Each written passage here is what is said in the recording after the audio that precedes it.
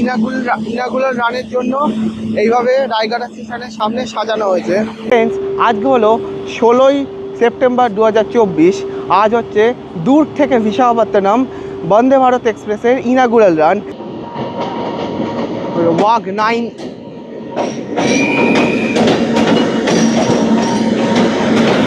Friends নির্ধারিত সময় থেকে প্রায় 1 ঘন্টা মতো লেট করেছে। এই ট্রেনের কম্পোজিশন নিয়ে বলতে গেলে কোচ কম্পোজিশন একটা রয়েছে প্যান্ট্রিকার, 4টে জেনারেল, 10টা স্লিপার।